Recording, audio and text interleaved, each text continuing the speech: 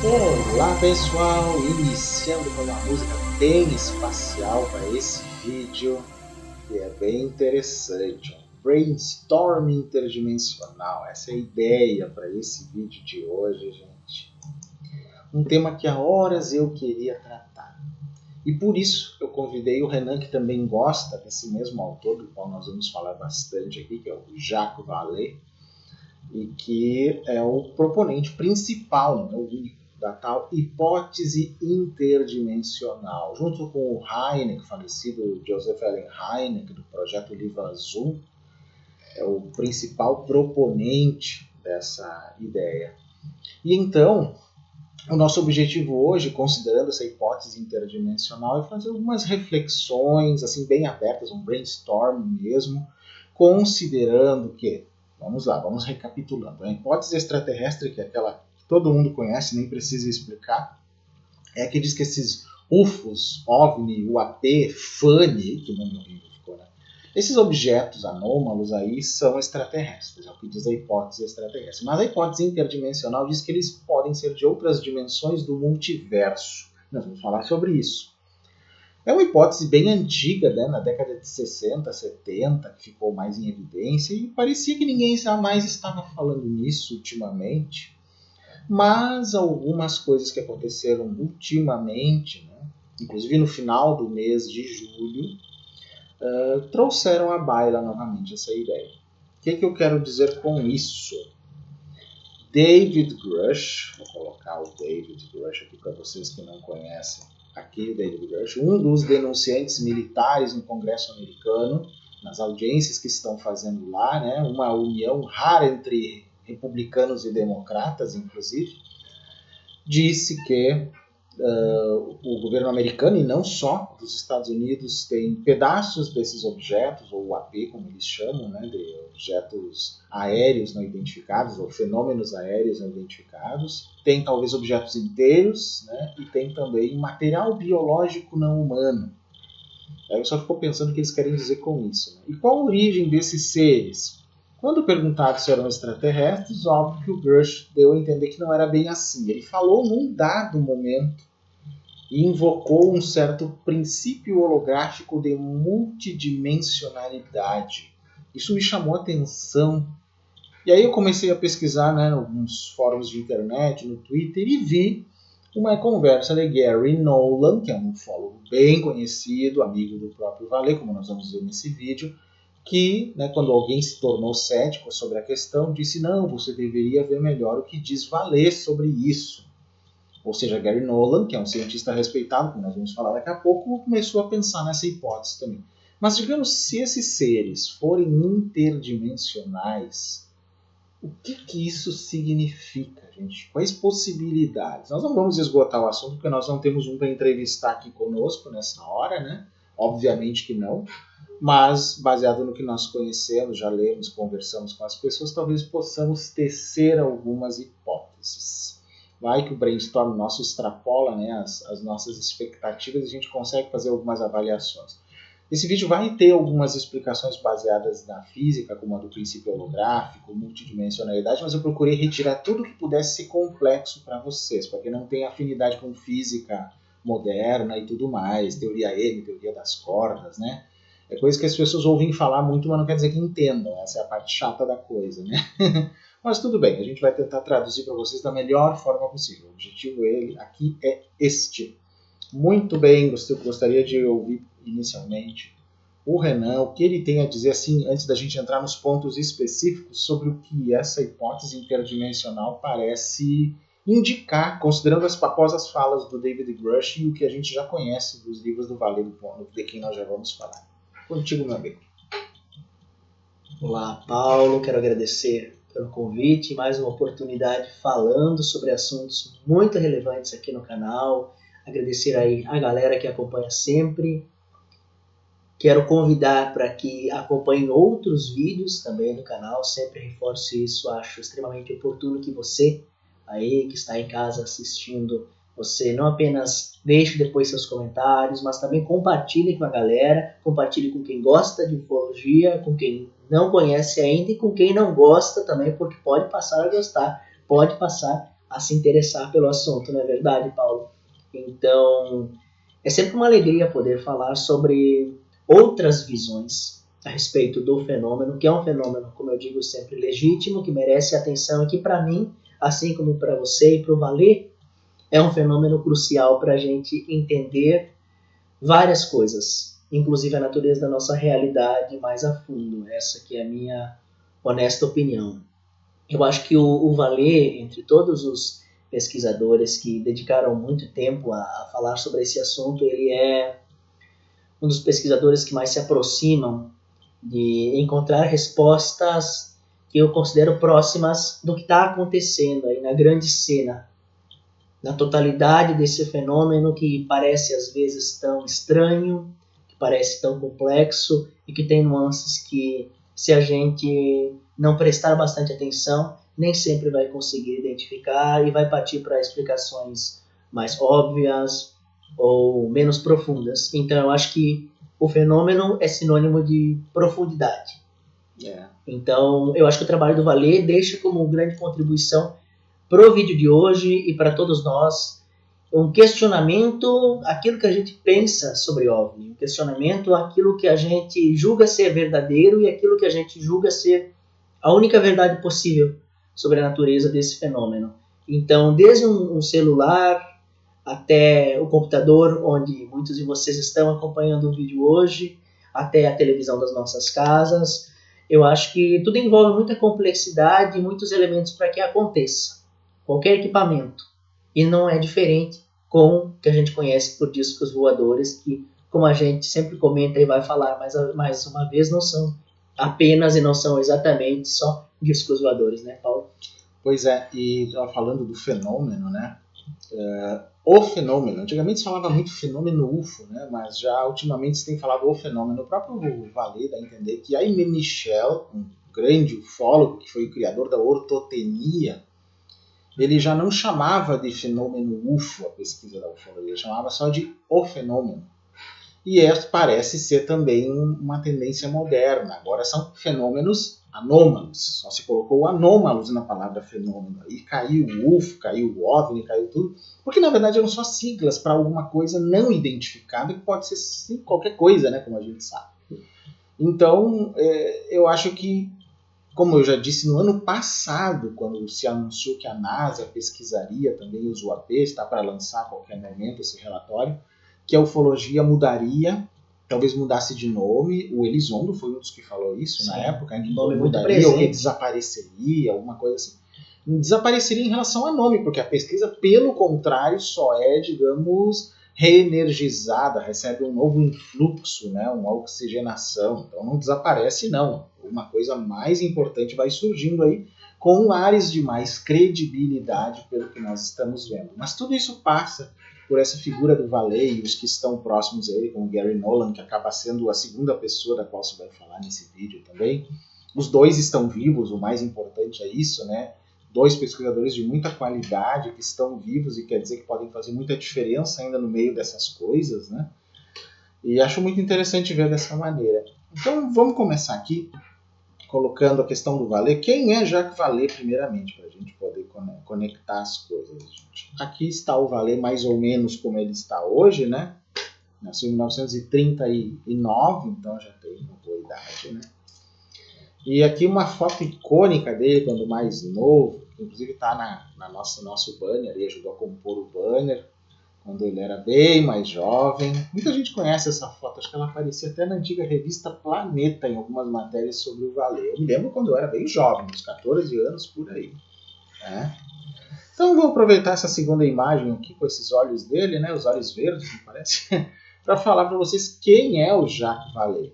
Né? Aliás, antes da gente falar, tem dois Jacques Vallée. Esse Jacques F. Vallée e um astrônomo canadense também chamado Jacques P. Vallée, que não é para confundir com o nosso ufólogo aqui. Bom, o Jacques que nos interessa, né? Ele nasceu em 24 de setembro de 1939 em Pontoise, na França. Ele é o quê? Um investidor, cientista da computação, astrofísico, escritor, ufólogo e ex-astrônomo francês que mora desde 62 em São Francisco, na Califórnia. Ele também é considerado, gente, um escritor polímata. Você sabe o que é um escritor polímata? É aquele que tem capacidade de escrever sobre vários temas. Vários temas diferentes. Ufologia, astrofísica, ciência da computação, astronomia, vários temas de investimento. Ele tem livros de investimento. Uma intersecção aí. Então isso é um escritor polímata.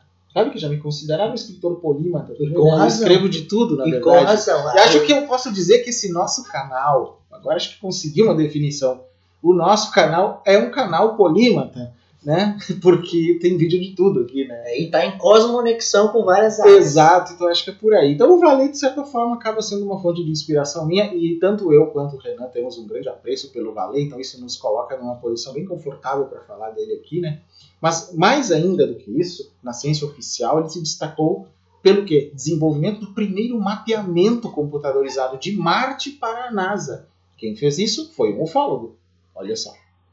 Por seu trabalho na SRI International na criação da ARPANET, precursora da moderna internet. Também uma figura de destaque no estudo dos OVNIs, né? Agora o AP, sei lá que nome vão dar. Se destacando primeiro pela defesa da legitimidade científica da hipótese extraterrestre e mais tarde pela promoção da hipótese interdimensional, que eu falei aqui. Né? Então ele escreveu vários livros que vão de finanças a ufologia, passando por novelas de ficção científica, computação e outros. Por isso que ele é um polímata, gente. Polímata. Tem um artigo muito interessante que é do ano passado, de 18 de fevereiro de 2022, escrito por Chantal Tatoli no site wired.com, chamado Jacques Vallée ainda não sabe o que são OVNIs. Depois de 6 décadas viajando pelo mundo investigando o fenômeno, como eu falei antes, né? Definição do Aimé Michel, o cientista da informação francês tem certeza de apenas uma coisa: a verdade está realmente lá fora. Veja que interessante. Aí tem umas histórias que ele vai contar aqui, que envolvem não só ele, né? Então até vou tentar colocar os dois aqui na nossa linha de frente, que o outro é este aqui, que vai aparecer já já. Só vamos dar uma ajeitadinha nessa figura aqui, né, gente? Ó. Vamos colocar aqui para que os dois apareçam na história. O Vallée e esta outra figura da esquerda se chama Gary Nolan. Então vamos deixar eles aqui um pouquinho, Renan, e vamos lá. Porque esse artigo diz na maior parte, obviamente não vou colocar todo, mas as partes que nos interessam. Então ele fala de uma conexão que houve entre vários personagens aqui, em 1977, antes até, que é bem interessante. Então vamos ler essa história inicial do artigo para vocês entenderem o contexto do que é o Vallée, esse pesquisador aí, né? Sobre a toalha de mesa branca de um restaurante em São Francisco, sob o brilho de um teto abobadado de vidro colorido com imagens de louros, flores de lis e um navio, repousava uma porção de metal do tamanho de uma chalota. Em torno dele, 3 homens almoçavam um dia no verão de 2018, portanto, pouco tempo atrás, né? 5 anos atrás. Jacques Vallée, um cientista da informação francesa, explicava a Max Platzer, editor de um importante jornal aeronáutico, como o metal havia chegado à sua posse. A história retrocedeu mais de 4 décadas, disse ele serenamente, até um episódio inexplicável em Council Bluffs, Iowa. Em uma noite fria de sábado, no final de 1977, que é a história que ele vai contando, né, bombeiros e policiais responderam à chamada sobre um objeto redondo e avermelhado, com luzes piscando que pairava sobre as copas das árvores em um parque público e depois despejou uma massa brilhante no chão. Quando os investigadores chegaram ao local, encontraram uma poça de metal, né, um pedaço de metal de 4 por 6 pés derretida como lava. Então, uma poça de metal derretido, né, que incendiou a grama ao redor antes de esfriar. Ao todo, 11 pessoas de 4 grupos separados deram relatos semelhantes sobre o incidente. Isso é importante. Né? Um pedaço dessa porção, ou dessa poça de metal, né, estava agora a poucos centímetros do prato de Platzer. O mistério, disse Vallée, era de onde o material veio originalmente. É a história das esférulas do Yves Loeb. Sim, muito em alta agora. As análises metalúrgicas da época mostraram que consistia principalmente de ferro, com vestígios de carbono, titânio e outros elementos, basicamente liga de aço misturada com o que parecia ser ferro fundido. Não poderia ser detritos de satélite ou equipamentos caindo de um avião, Vallée apontou. Aqueles não teriam esquentado o suficiente para derreter e teriam formado crateras no solo. Nem pelas mesmas razões poderia ser um meteorito, E não havia níquel suficiente para um meteorito de qualquer maneira. Lembra que o Avi Loeb falou mesmo das esférulas, que tem menos níquel do que deveria ter? Sim. Então, esse material que o Vallée fala aqui, acho que ninguém se deu conta ainda, pode ter a mesma natureza do Loeb. Alguém avise Avi Loeb para conseguir essa lava derretida do Jacques Vallée, gente. Pode ter alguma relação aí, né? E tem mais características presentes no fenômeno, que daqui a pouco a gente pode comentar, que também são encontradas em vários momentos. Olha só que interessante isso, né? Muito. Poderia um fraudador ter derramado metal no lugar? Improvável, disse Vallée. Isso exigiria um forno industrial, além de alguma forma de transportar o material fundido, né? Ele teria que ter derretido ali, né? Senão já não chega como se quer. Né?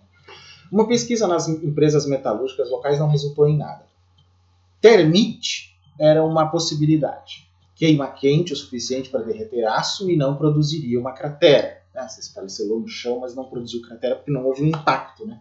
Por isso não era meteorito. Essa é a lógica que ele quis dizer. Mas para criar um material parecido com o ferro fundido que Platzer viu diante dele, o perpetrador teria que mergulhar a porção na água e a água teria congelado e não havia gelo no local. Ou seja, é assim que se faz ciência, né, gente? Vallée achou que o metal merecia um visual com tecnologia de ponta. Foi aí que o terceiro homem da mesa entrou, que é este que está aparecendo na tela de vocês aí, né, olhando o computador, que é o Gary Nolan. Gary Nolan, agora comendo um hambúrguer, né, era professor de patologia na Escola de Medicina da Universidade de Stanford. Sua especialidade era analisar células, especialmente células cancerígenas e imunológicas, mas algumas de suas técnicas também funcionavam com matéria inorgânica. Seu equipamento poderia, por exemplo, analisar uma amostra de metal no nível atômico. Olha que importante isso, né? Informando não apenas quais elementos ela continha, mas também quais variantes ou isótopos desses elementos e onde dentro da amostra eles ocorreram. Vocês estudaram os isótopos na escola, né, gente? Isso, por sua vez, poderia oferecer pistas sobre onde o material foi fabricado. Na Terra? Em outro lugar? E possivelmente até mesmo seu propósito. Então, Platzer não era o tipo que você esperaria de um almoço sobre OVNIs. Ele fez seus ossos trabalhando no foguete Saturno V, o veículo de lançamento que transportou humanos para a Lua e lecionou por 3 décadas na escola de pós-graduação naval. Mas ele havia feito investigações sobre esses dois homens. A reputação de Nolan era impecável, ele me disse mais tarde, e a de Vallée era excelente. Então, o Vallée, que está com 82 anos agora, vai fazer 83, 84 quase, né? Tem olhos de celestita, nariz forte e uma cabeça de cabelo de lei que parece riff em chapéu de papel alumínio. Sobre o cabelo raro está uma mente mais rara. Suas lembranças de uma carreira de 6 décadas como cientista e tecnólogo incluem ajudar a NASA a mapear Marte. Criação do primeiro banco de dados eletrônico para pacientes de transplante de coração. Olha só, gente. Trabalhando na ARPANET, ancestral da internet também. Esse cara aqui é um gênio mesmo. Né? Desenvolvimento de software de rede que foi adotado pela Biblioteca Britânica, a Agência de Segurança Nacional dos Estados Unidos, e 72 usinas nucleares em todo o mundo. E orientando mais de 100 milhões em investimentos de alta tecnologia como um capitalista de risco. Ainda é a parte chata aqui. Né? Bom, Vallée escreveu 12 livros sobre o que ele e outros chamam, no caso a Aimé Michel, segundo ele teria sido o primeiro, o fenômeno. A gama de experiências surreais que incluem encontros com OVNIs. Ele considera o trabalho um hobby e evita os pseudo-arqueólogos, vigaristas credenciados e manos da conspiração, e provavelmente os gratiluz também, né? Que tendem a povoar o campo, os ufólatras, né? Que bom, né? Que bom que ele escapou disso. Então, para ele, o fenômeno representa uma fronteira científica e social. Ao estudá-lo, você deve aproveitar números, bancos de dados, algoritmos de busca de padrões, mas também deve ter uma veia etnográfica, um interesse em como a cultura molda o entendimento. Ou seja, dá para juntar conhecimentos de antropologia, mitologia meio junguianos ou do Campbell com a moderna computação, inteligência artificial, análise de dados. Olha como é. Bastante amplo. É muito.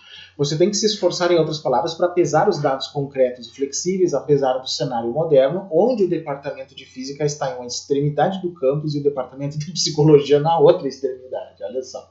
Então, os papéis de Vallée, confiados à Rice University, acabarão por incluir arquivos sobre cerca de 500 eventos anômalos que ele investigou pessoalmente, desde o sequestro de Betty Barney Hills, na US Road 3, até um pouso que paralisou um fazendeiro em uma plantação de lavanda provençal. No entanto, ele gosta de brincar que é o único ufólogo que não sabe o que são OVNIs. Como assim, Paulo e Renan? Pois é, né? Ele duvida que sejam SUVs, né, interestelares. Ficaria desapontado se fossem. Na verdade, ele acredita que quase certamente mais esquisita do que isso, mais desconcertante, mais reveladora da natureza do universo. É por isso que há muito tempo, quando Steven Spielberg o consultou para contatos imediatos do terceiro grau, lembram do filme? Vallée se opôs à cena final na qual os alienígenas emergem de sua nave espacial. Tem spoiler, gente, mas o filme é bem antigo, tá? Muito prescritivo, ele pensou. Spielberg homenageou Vallée como o personagem cientista francês do filme, que foi interpretado pelo François Truffaut, mas ele optou pelo final meet and greet. Parece ter sido o que o público queria, né? O contato final e tudo mais. Tanto que o filme Contatos Imediatos superou Guerra nas Estrelas nas bilheterias, poucos dias após o tal incidente de Council Bluffs que ele falou antes. Então, Platzer se considerava neutro no assunto de OVNIs. É preciso ter muito cuidado ao dizer que certas coisas são impossíveis porque se tornaram possíveis, ele me disse. Pense, você sabe, o avião. Periódicos científicos respeitáveis como o dele sempre evitaram o assunto em um embargo tácito e compartilhado que se estende a assuntos como a doutrina da Terra plana. Mas Platzer sentiu que a experimentação sólida estava em ordem. Ele concordou em publicar a pesquisa de Nolan e Vallée se passasse na revisão por pares. Está na hora, disse ele, né? A chegada de Vallée à Terra, que foi em 1939, olha só que interessante, coincidiu com um flash. Bombas nazistas caindo nos subúrbios de Paris. Sua mãe era uma entusiasta da exploração espacial. Seu pai era juiz criminal, por essa questão da investigação, acostumado ao testemunho humano em todas as suas cores. Vallée nunca ficou entediado quando criança. Ele colecionou telescópios, olhou para a Lua e Júpiter. Em 1954, durante uma onda de 3 meses de avistamentos de discos voadores na França e Itália, ele recortou todas as histórias com entrevistas de testemunhas e as colou em um caderno para reler. Olha só que coisa. Na primavera seguinte, quando Vallée tinha 15 anos, ele conheceu o fenômeno em um domingo claro e sem vento. Ele estava no sótão ajudando seu pai com alguns trabalhos em madeira, enquanto sua mãe cuidava do jardim do lado de fora. Ela gritou, ele desceu as escadas correndo, viu um disco cinza estacionado silenciosamente acima da catedral gótica da cidade. O melhor amigo de Vallée assistiu de um terreno mais alto, com binóculos. Nós éramos os pequenos nerds perfeitos, ele me disse. Olha só. Pedi para ele desenhar, era a mesma coisa. O pai de Vallée tinha certeza de que os meninos e sua esposa tinham visto um protótipo militar, uma explicação que seu filho quase engoliu. Quase, né? Ficou no quase. Os pequenos nerds franceses perfeitos, né, não eram, é claro, os únicos tipos que se dedicavam à questão dos OVNIs nos anos 50. Nos Estados Unidos, a Força Aérea criou um estudo público, o projeto Blue Book, né? Na Suíça, um psiquiatra, Carl Jung, famoso, né? Estava se descobrindo mortalmente perplexo com os discos voadores. Então, em seu livro sobre o assunto, ele comparou os OVNIs a um anjo tecnológico ou a um milagre dos físicos. Eles tinham a forma de mandalas, escreveu ele, e parecia ter um efeito semelhante em nossa psique, um símbolo de totalidade que aparece em situações de confusão e perplexidade psíquica. Isso deve ter influenciado o pensamento do Vallée sobre isso também, né? Vallée foi para a Sorbonne para estudar matemática. Um dia, numa loja de departamentos de Paris, ele pegou um livro chamado Misteriosos Objetos Celestes, do filósofo Aimé Michel. Na ufologia da época, a moda era a não ficção que tomava emprestados enredos de Poe sobre civilizações em Vênus e Marte. Contra ela, nesse livro, né, o Misteriosos Objetos Celestes, apresentou a primeira hipótese testável do campo. De acordo com Michel, se você mapeasse todos os avistamentos de 1954 em um mapa, descobriria que eles traçavam linhas retas cruzando o país. Ele chamou o padrão de ortotenia. Vallée, emocionado ao ver uma teoria adequada, enviou uma carta ao autor. O adolescente questionou se os humanos poderiam se comunicar com essas inteligências ocultas que Michel chamou de X. Né? Não é o X do Elon Musk, gente, é outra coisa. E nem do filme, né? Nem do filme, né? Os arquivos X ou X-Files. Também. Em sua resposta, Michel disse que não tinha muita esperança nisso. Ele lembrou a Vallée que testemunhas viram naves aparecerem do nada e mudarem de forma em frações de segundo. Como alguém poderia entender visões como essa? Não se deixe enganar pela ideia de chegar ao fundo das coisas, ele insistiu. Isso é apenas uma miragem. Em vez disso, Vallée deve cultivar sua mente como se fosse uma flor, embora também deva se lembrar de que a papoula é uma flor e não se perder em noções inebriantes. O conselho caiu, né? Valeu para ele. Vallée começou a escrever um romance chamado Le Subespace, né? O Subespaço, né? Sobre uma equipe de cientistas que fogem de uma guerra mundial na Terra, se instalam no laboratório no lado escuro da Lua e constroem uma máquina que lhes permite explorar realidades alternativas enquanto esquivando-se de armadilhas alucinatórias. Ele publicou o livro sob um pseudônimo e, em seu próprio nome, fez mestrado em astrofísica. Se casou com Janine Sally, uma alma afim que se formou como psicóloga infantil, mas depois mudou para TI. Ela havia se mudado para alojamento estudantil próximo ao dele, através da parede fina eles perceberam que adoravam os mesmos discos, né? E voadores também. No ano em que Vallée se formou, o Le Subespace ganhou o prêmio Júlio Verne. Olha só como essa pessoa tem, né, capacidades. Apesar da homenagem concedida na Torre Eiffel, ele manteve seus interesses de ficção científica semi-secretos. Ele trabalhava como astrônomo para o governo francês, baseado em um chateau transformado em observatório perto da capital, onde um lamuriante IBM 650, outro troço antigo, né, computava as órbitas de satélites instáveis outrora usados pela amante do rei. Então, em 1962, Vallée conseguiu outro emprego em astronomia, dessa vez em Austin, Texas. Apreciava os grandes carvalhos, as grandes borboletas, os carros, aprendeu a dizer que um bom cientista é como um cavaleiro no circuito de rodeio, com coragem de reembarcar no touro. Mas ele também estava se sentindo pronto para abandonar uma carreira perfeitamente boa em astronomia, pelo que esperava que fosse uma vida mais interessante em computadores e misteriosos objetos celestes. Aí o ano seguinte ofereceu a oportunidade perfeita. Joseph Allen Hynek, presidente do Departamento de Astronomia da Northwestern University, encontrou para ele um emprego de programação para o Instituto Tecnológico da escola. Hynek também foi o consultor científico do projeto Blue Book, livro azul, a sonda OVNI da Força Aérea dos Estados Unidos. Então, Vallée de apenas 24 anos, ou seja, só 2 anos mais que o René Schwingel aqui, olha só que incrível, com um capacete de cabelo castanho, serviria como ajudante de campo não oficial de Hynek. Olha só, gente, essa história é muito interessante, né? Podiam fazer um filme disso. Seria um ótimo filme, melhor do que esses que a gente vê hoje. Com certeza. No início daquele ano, o ministro francês do interior havia ensinado Jean-Baptiste Biot, um jovem físico, para investigar relatos de uma bola de fogo e uma chuva de escombros sobre a cidade de Lève, na Normandia. A Academia de Ciências ficou dividida sobre como explicar esse fenômeno. As pedras, como Descartes acreditava, se originaram na atmosfera. Eles foram, como outros pensavam, expelidos por vulcões ou arrancados do solo por relâmpagos, ou as pedras eram talvez estranhas ao nosso planeta. Biot estava entre uma franja crescente que impulsionou a hipótese extraterrestre. Excepcionalmente para a época, ele viajou para a área para coletar seus próprios dados. Ainda mais incomum, ele falou com pessoas comuns, cidadãos, no jargão revolucionário francês, sobre o que tinham visto. Biot categorizou as evidências que coletou como físicas, pedras, crateras, ou morais, testemunhos de pessoas. De acordo com testemunhas, as pedras quebraram um galho de uma pereira, atingiram um prado tão profundamente que a água brotou e veio assobiando para o pátio do presbitério. Quicando mais de um pé de altura, em uma cabana de palha fora da aldeia, escreveu Biot, encontrei um camponês da região que tinha uma nas mãos. A esposa do homem pegou-o na frente da porta. Juntas as evidências e morais, né, os relatos, tornaram a realidade dos meteoritos impossível de negar, pelo menos para aqueles que se deram ao trabalho de ler o relatório de Biot. Em Chicago, o novo mentor de Vallée, Hynek, queria um evento OVNI como desse tipo aí, né? Ele queria uma fotografia impecável, algo que pudesse segurar em suas mãos. Nas reuniões do Invisible College, o discreto clube de ufologia que os Vallée, no caso, o casal, né, hospedavam em seu apartamento, ele dizia: temos que esperar que um caso realmente bom aconteça. Mas Vallée argumentou que as descobertas científicas geralmente não acontecem dessa maneira. Com razão, né, Paulo? Não tem como a gente fazer isso.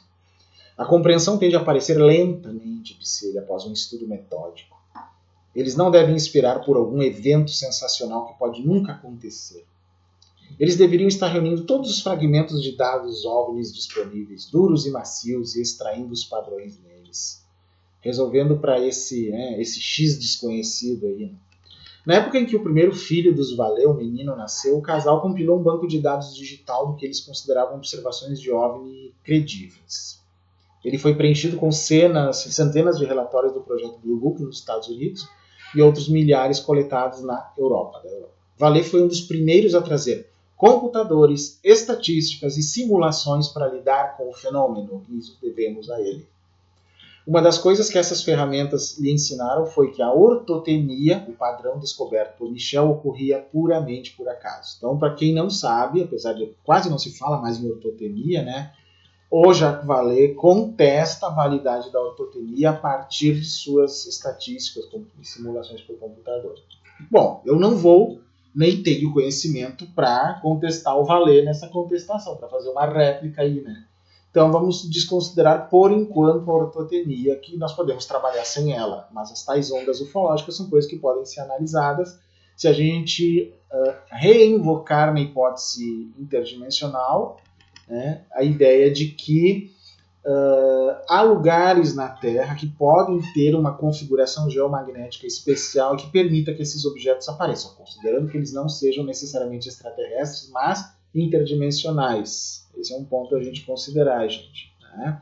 Muito, muito mesmo. Bom, Vallée passou 1964 empurrando o carrinho de seu filho ao longo do lado Michigan, programando um modelo do sistema cardiovascular para a Escola de Medicina de Northwestern, fazendo um doutorado focado em inteligência artificial em 1964 e polindo seu primeiro volume de obras, Anatomy of a Phenomenon, Anatomia de um Fenômeno. Ele já chama de fenômeno novamente, né? Sempre interessante. Bem à frente daquela era. Isso. No qual ele argumentou que as testemunhas foram um rico tesouro de dados e deve ser levado a sério pelos cientistas. Né?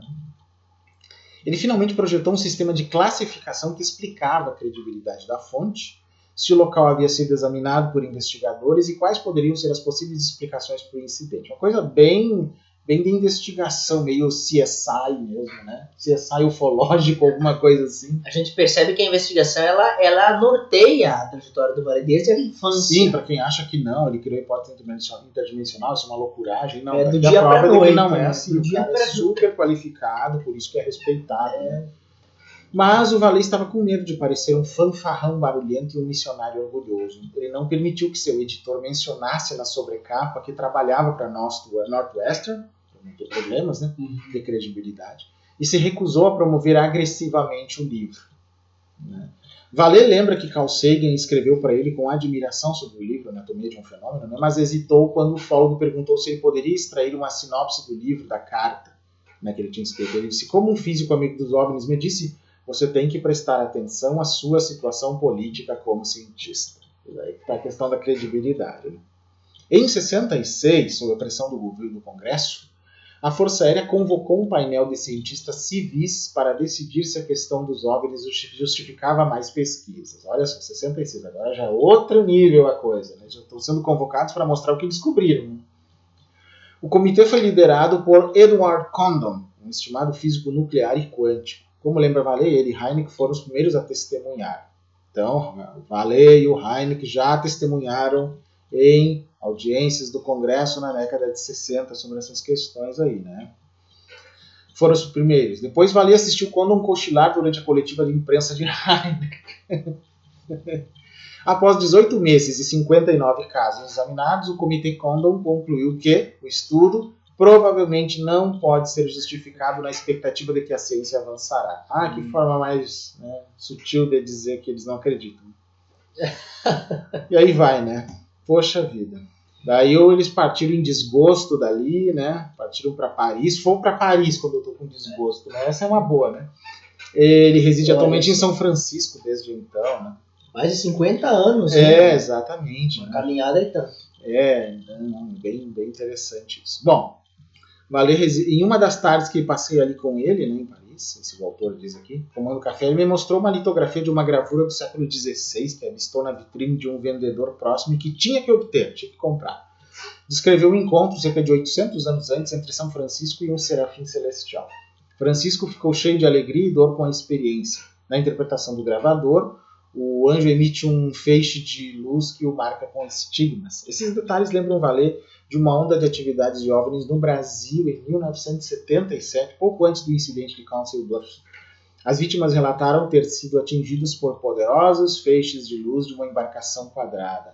Dezenas deles, diz ele, tiveram queimaduras consistentes com a exposição à radiação. Aliás, muito comum no Nordeste, no Pará, essa história do fenômeno chupa-chupa, tudo isso aí, né, que já era conhecido na época. Para muita gente que pensa que são fatos isolados, Paulo, a gente tem sempre notícias, no mínimo, interessantes, porque essa não foi, provavelmente, a primeira vez do ocorrido ali em 77, eu não mencionado, e com certeza não foi a última, porque até hoje a gente vê relatos similares nas mesmas regiões e em outras. Tem gente pesquisando atualmente, talvez uma nova onda desse tipo de ataques na região do Ceará e até do Maranhão, de pessoas que dizem que são seguidas por pequenos orbes, né, bolas pequenas, que pode ser o tamanho de uma bola de futebol ou até um pouco maior, e que parece que também os perseguem, causam algum incômodo.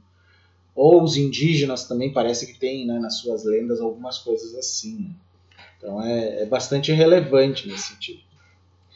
O relatório Condon, esse que foi falado, expôs como a questão dos OVNIs tendia a alternar entre dois polos. Ou você acreditava que esses fenômenos eram miragens, criados por eventos naturais bizarros ou truques da percepção humana, relâmpago, bola, balões meteorológicos, ou você acreditava que os OVNIs eram naves malucas pilotadas por exploradores estelares extraterrestres. Bom, Vallée não se encontrou em nenhum dos acampamentos. Seu senso de sotaque, Jung do fenômeno, disse-lhe que era mais do que porcas e parafusos. Algo sobre isso falou com as pessoas no nível da mitologia, envolvendo suas psiques. Relatos de experiências com o sexto sentido, como clarividência, eram a norma. Ele esperava que a ciência finalmente começasse a explicar tudo isso. Explicasse que tipo de tecnologia, de que lugar poderia gerar tais efeitos físicos, mentais e espirituais. Um holograma 3D com massa? Um objeto 5D passando por nosso universo 4D? Isso aí tem a ver com a hipótese, né, interdimensional e com o princípio holográfico. Né?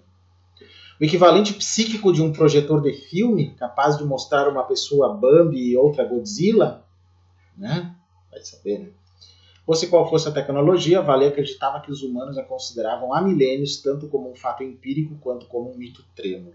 E ele começou a coletar as referências culturais para provar isso.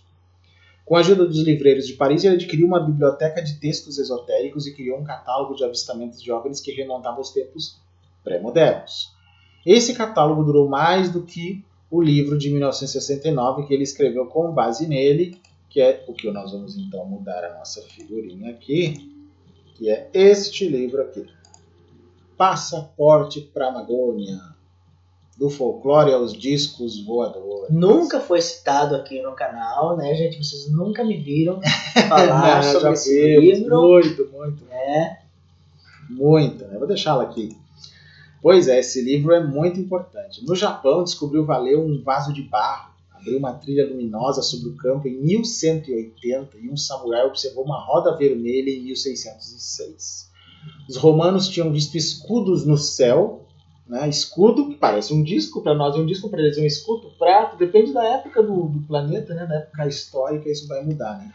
Os nativos americanos, cestas do céu. Na década de 1760, aos 16 anos, Goethe, o famoso Goethe, estava a caminho da faculdade quando encontrou inúmeras pequenas luzes que brilhavam em uma ravina. Talvez fosse fogo fátuo, disse o polímata em ascensão. Eu não vou decidir. Os seis sobre os quais Vallée escreveu iriam enganá-lo. Eles iriam roubá-lo e devolvê-lo depois de um tempo, horas ou gerações depois. Se eles falaram, o que eles disseram foi maluco. Que eles vieram do Kansas ou de qualquer lugar, mas estaremos na Grécia depois de amanhã, que é o que um habitante de dirigível disse a um espectador em 1897. O que nós chamamos de nave charuto hoje, eles chamavam de dirigível, que é o que tinha na época, né? Posteriormente, nós somos do que vocês chamam de planeta Marte. Isso aí são coisas bem estranhas mesmo, né? Sim, até brevemente com relação a isso, galera que está acompanhando, prestem muita atenção em todo o vídeo, lógico que não deixem de assistir até o final, mas eu gostaria de destacar, Paulo, que no livro Passaporte para a Amazônia, à medida que a gente observa os relatos, a gente desmente algo que alguns céticos eles costumam apontar sobre o fenômeno, Com certeza, Disco Voador é inspirado, em termos de relatos, no que as pessoas viram no cinema. Gente, esses relatos, eles remetem a 1897, 1760, primeira metade do século XX, quando influências cinematográficas ainda não estavam presentes de uma forma mais massiva, como a gente viu após o filme do Spielberg, que é da década de 70. 77, 78. Então, exatamente. Então, esses filmes, gente, eles não simplesmente inspiraram todos os relatos que há sobre a abdução, que há sobre o fenômeno, assim dizendo. É importante a gente perceber, para além de quaisquer detalhes que a gente possa vir a comentar, que existe o mito de que o cinema inspirou todas as pessoas que falaram até hoje sobre o disco voador. Eu já escrevi uma vez sobre isso. Não é bem assim que funciona. Existe aí uma atenção que a gente precisa redobrar em relação àquilo que acontece de fato quanto ao fenômeno e que é mais antigo do que alguns podem pensar. Com certeza. Então, aí vamos contar um pouquinho mais da história desse livro. Quando você olhava para esses casos em conjunto, havia semelhança na estranheza. Em 1961, por exemplo, os ocupantes de um OVNI prateado que usavam gola rolê, acho que o francês adora gola rolê, né? Sinalizaram para um encanador do Wisconsin encher seu jarro com água. Ele achou que eles pareciam ter aparência italiana. Ele atendeu ao pedido e eles retribuíram sua gentileza com um prato de panquecas com gosto de papelão. Olha só. Você deu, supostamente, né, esses seres dando panqueca com gosto de papelão. Bom, as panquecas não tinham sal, de acordo com uma análise posterior da Food and Drug Administration dos Estados Unidos. Olha só. Que é a que determina essas coisas lá.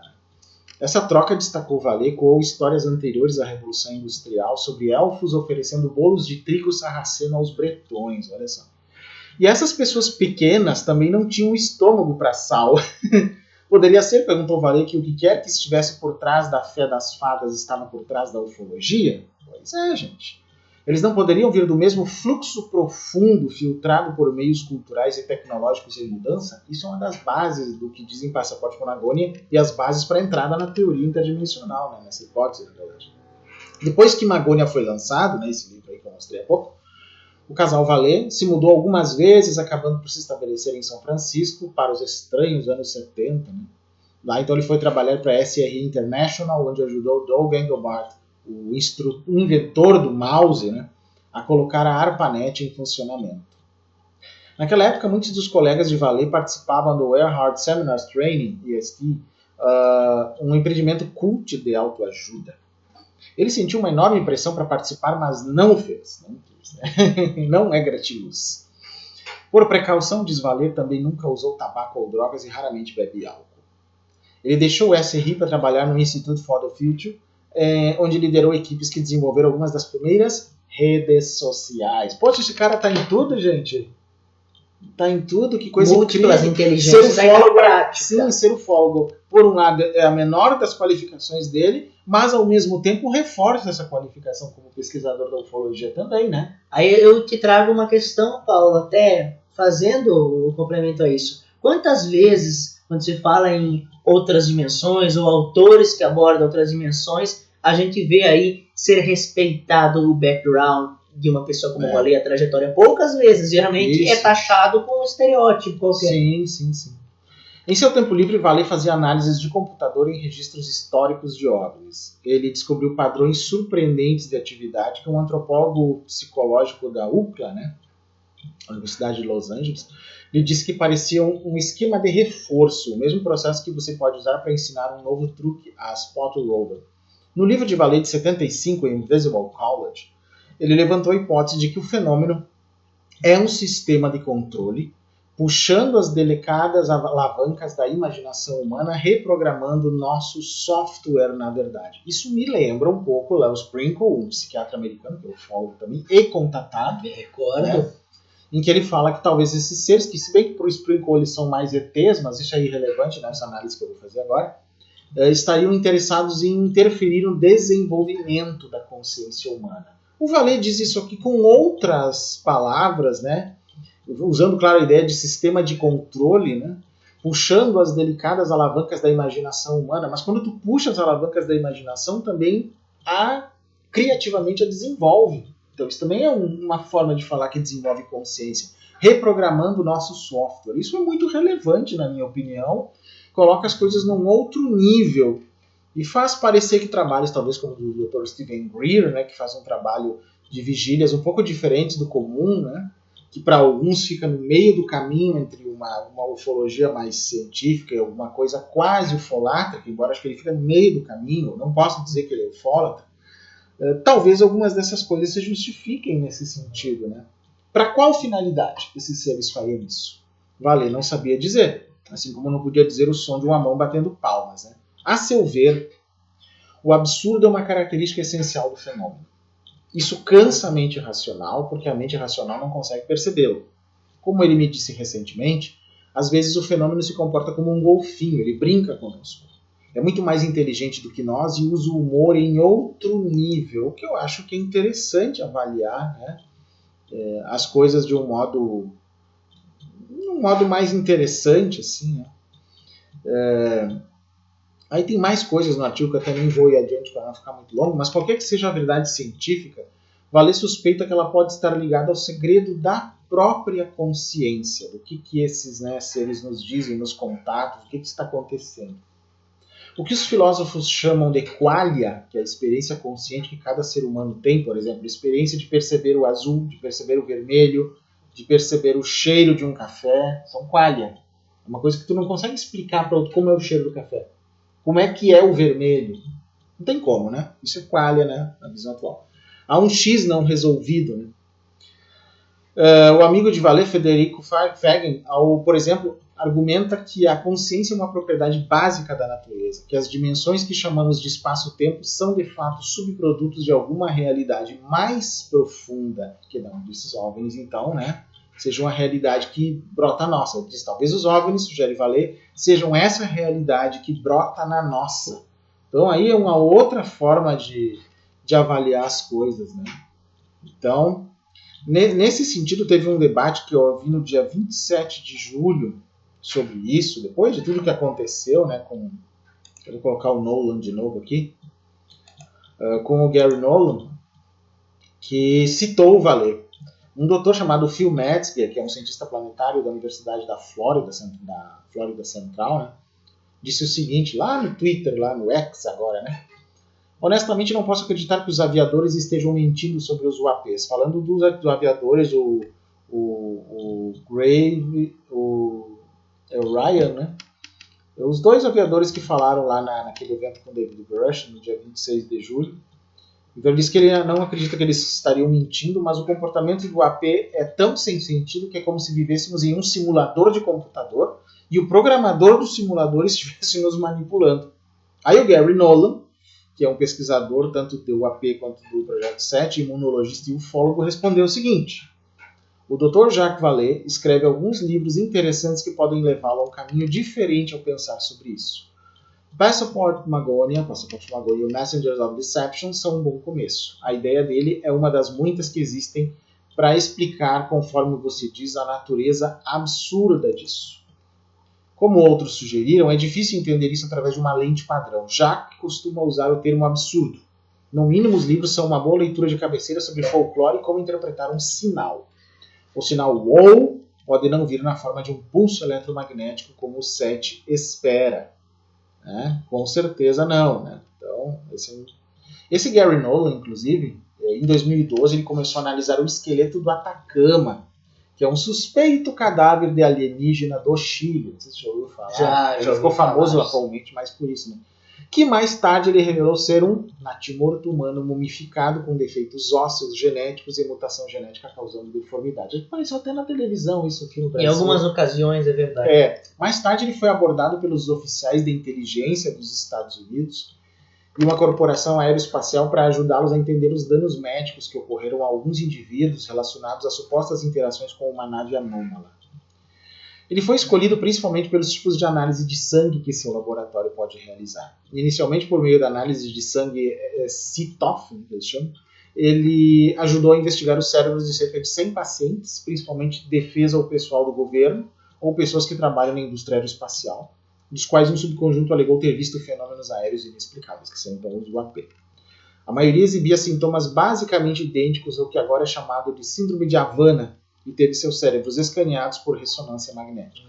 Nolan afirmou que alguns dos cérebros foram terrivelmente danificados e que, embora grande parte do dano tenha sido aleatório, o que pensávamos ser um dano em vários indivíduos acabou sendo uma conexão excessiva de neurônios entre a cabeça do caudado e o putamen, que ele afirma ser desproporcional nessa corte em comparação com a população em geral. Com a população em geral mostrando apenas cerca de 1 em 100 indivíduos com o recurso. No final pode ter sido uma melhora na mente dessas pessoas.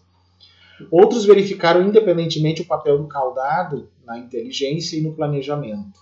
Essa característica cerebral era algo com que os indivíduos nasceram para vários indivíduos nesse subconjunto. Nolan é o principal autor do primeiro estudo publicado em uma revista revisada por pares sobre materiais anômalos associados a OVNIs. Só que esse aqui também tem suas vantagens. O artigo revisa procedimentos analíticos modernos, incluindo espectrometria de massa para caracterização, análise e identificação de materiais desconhecidos e como eles foram aplicados até agora para estudar materiais que, segundo testemunhas, caíram de OVNIs flutuantes, como esse material de Council Bluffs de 1977 que nós falamos no início da live. Né? Desde a formação da Força-Tarefa de Fenômenos Aéreos Não Identificados, em 2020, várias publicações relataram o envolvimento de Nolan com o Pentágono e a CIA, investigando amostras de materiais supostamente ejetados em supostos locais de avistamentos de OVNIs. Nolan apareceu no programa Tucker Carlson Tonight da Fox News em 1º de agosto de 2022, durante o qual ele discutiu sua pesquisa relacionada aos UAP em uma entrevista de 1 hora. Nolan disse que dá a probabilidade de 100% de que os extraterrestres não apenas visitaram a Terra, mas a visitam há muito tempo. Ele também compartilhou sua especulação de que o que visitou a Terra são simplesmente emissários e possivelmente drones, ou o que eu chamo de inteligências artificiais, algo que o próprio Avi Loeb considera também, mas que são ocorrências regulares e que alguns governos recuperaram artefatos dessas naves extraterrestres. Isso poderia ser material não humano, artificial de outros mundos ou outras origens? Acho que é aí que está a minha questão, né? Isso foi compartilhado durante uma conferência Salt Lake Connections em Manhattan em maio de 2023, durante uma entrevista com Alex Kolokos, intitulada O Pentágono, Inteligência Extraterrestre e OVNIs Acidentados. Como o colunista do New York Times, Ezra Klein, entrevistou a jornalista e autora de OVNI Leslie Kean em junho de 2023, portanto pouco tempo, Kean disse a Klein que Nolan conhece David Grush muito bem e o apoia, gente. Muito Isso é uma bem. informação preciosa para a gente entender o atual momento da pesquisa, que agora a gente inclusive tem a indagações sobre o nome ufologia, né, Paulo? Que também é uma coisa que tem sido pautada no canal já. Com certeza, com certeza. Então isso é bem interessante ver as coisas por esse lado aqui, né? Sim, sim. E aí, gente, aí nós vamos analisar algumas coisas aqui agora que tem a ver com a hipótese interdimensional, gente. Até vou mostrar antes aqui, vou tirar o Nolan daqui agora, falar um pouco dos livros, né? Este aqui nós já mostramos, o Passaporte para a Amazônia, né? Super clássico na hipótese interdimensional. Temos também o Dimensions, a Casebook of Alien Contact, que inclusive deu inspiração para nosso banner aqui, e o Messengers of Deception, UFO Contacts and Cults. Ou seja, os contatos UFO e os cultos UFO, né? Aquela coisa da ufolatria, né? As religiões UFO já é uma coisa que ele já se preocupava em falar. Então os livros dele vão noutra categoria, bem diferente do que outros ufólogos e casuístas em geral fazem. Não que ele não se importe com casuística, pelo contrário, ele foi o primeiro a usar a casuística do modo certo, né? Através de algoritmos, de bancos de dados e tudo mais, que eu acho que, e estatística, né? Que eu acho que é muito importante de se fazer. Parece que não se dava até pouco tempo, pelo menos, tanta importância a isso, mas acho que agora está na hora da gente mudar.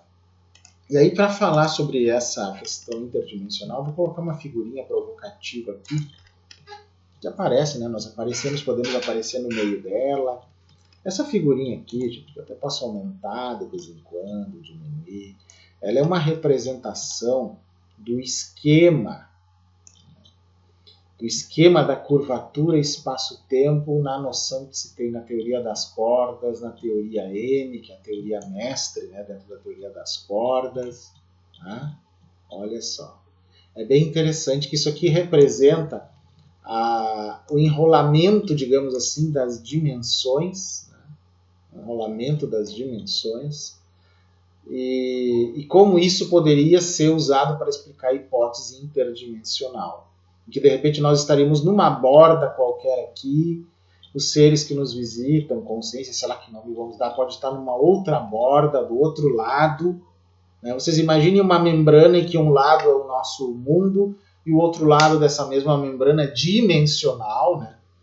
É o mundo que, por exemplo, vem essas tais fadas, a tal Magônia, né, que o Vallée fala, e outros lugares que se fala.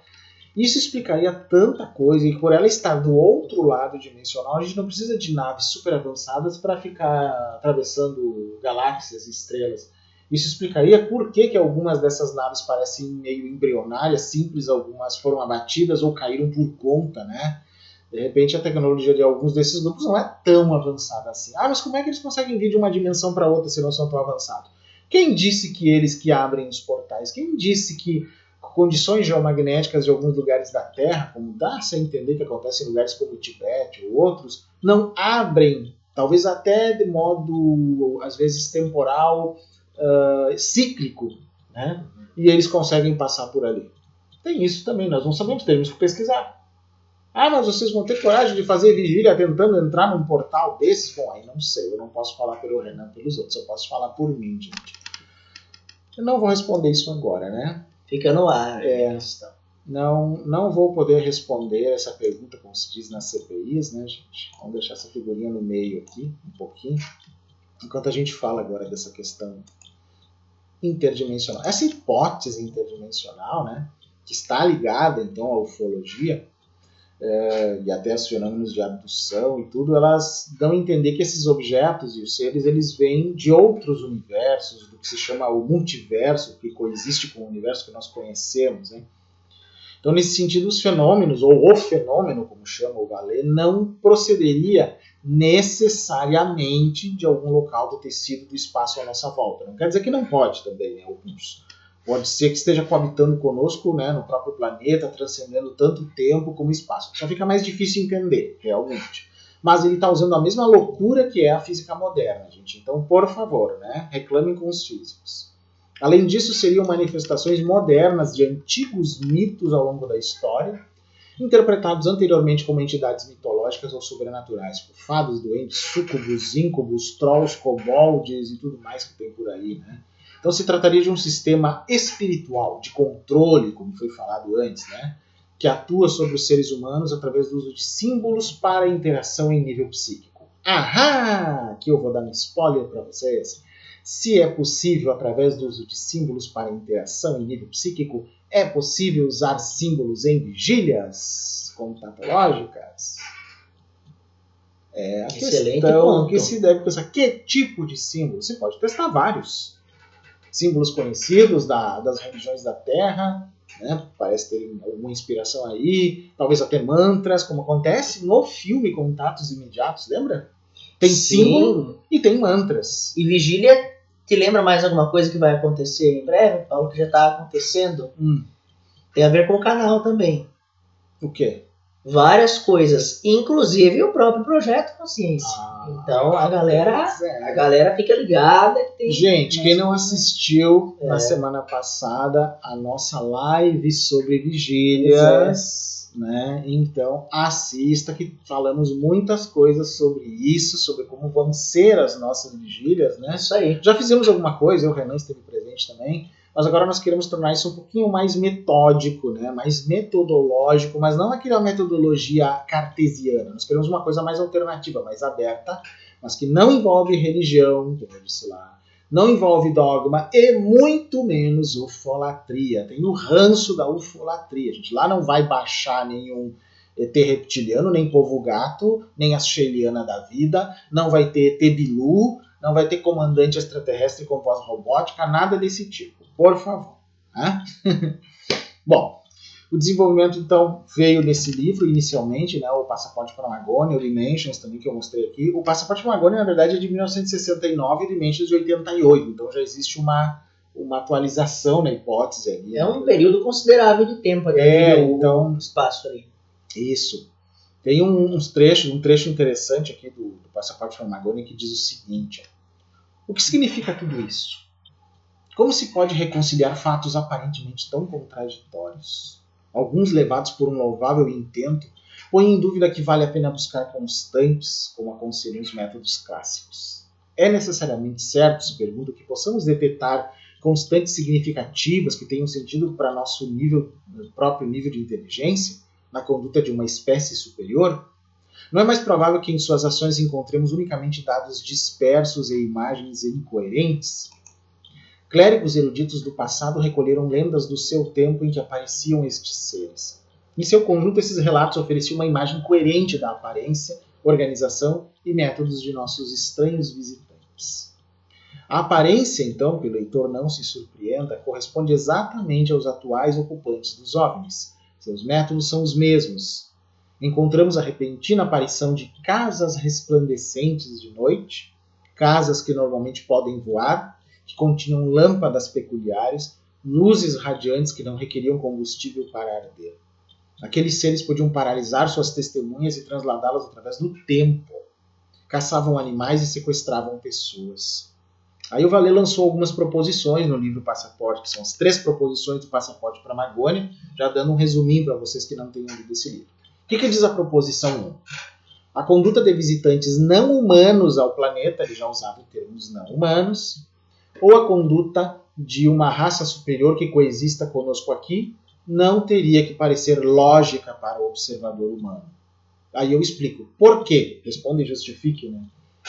Porque é um outro grupo, de uma outra região, visitantes não humanos, uma outra raça, né? Embora eu não goste de usar essa palavra, uma outra etnia, um outro grupo, um outro nível de consciência, que pode não ter que ter nada a ver com a nossa cultura, língua, etnia, folclore e tudo mais. Então não dá pra gente usar o mesmo parâmetro para entender esse outro lado, o fenômeno. Concordo que então ele não pareça lógico para nós. A proposição 1 é essa. Nem tudo tem que parecer lógico e por não parecer lógico não precisa ser descartado, né? Com toda certeza. Proposição 2. O tempo continua enigmático para os físicos modernos, verdade?